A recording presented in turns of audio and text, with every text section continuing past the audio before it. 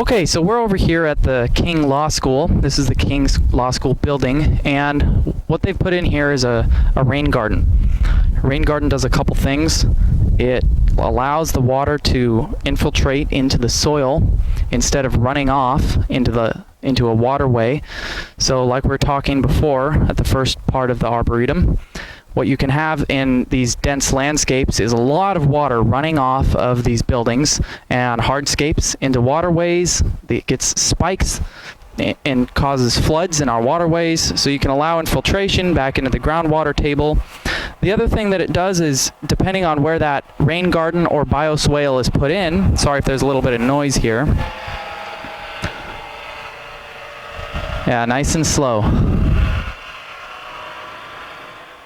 If you have a rain garden in an area like a road where there's a lot of toxins or pollutants running off, it allows plants to uptake those toxins instead of going into our waterways and poisoning aquatic life. So what we have here is Arboretum, which is actually what I was showing you earlier. This is a different species that might actually be horticultural. It might actually be genetically modified or bred in a way to absorb nutrients. So anyway, here at the rain garden, it absorbs that water. It's used to being completely saturated. There's pea rock inside, which I'll take some pictures of and show you later. It flows here into the Arboretum. There's some pea rock, and then it flows out through this kind of little weir onto a hardscape here, and on either side of the hardscape it has a little bit of pea gravel, so it can drip into that pea gravel.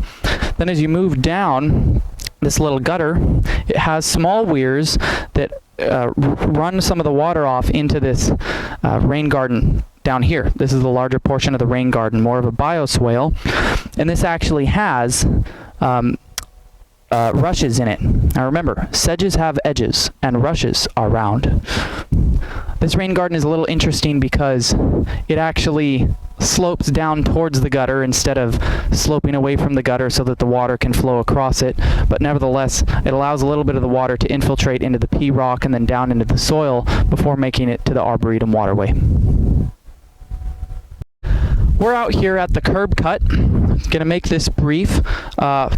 Curb cut is kind of like a bioswale. It's to slow down the infiltration of the water so it can actually permeate down into the soil. Slow down the runoff of the water so it can permeate into the soil instead of just running right into our waterways. So this curb cut is made of mainly this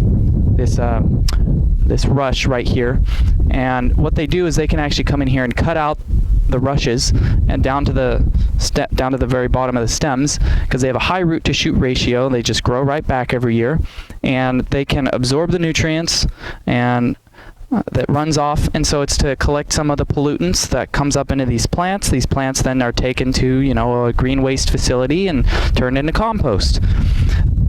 After the water builds up enough and we get enough rain, or enough rain all at one time, it builds up behind these stones and then goes down into the drain and into our waterways.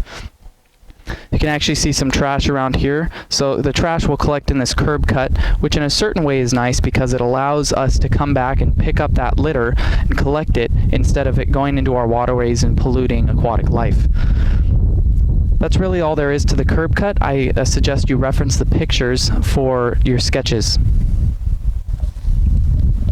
So here, partway up that really neat remnant oak tree, we have a bat box. Bats will fly up underneath in the bottom there, and that's for air.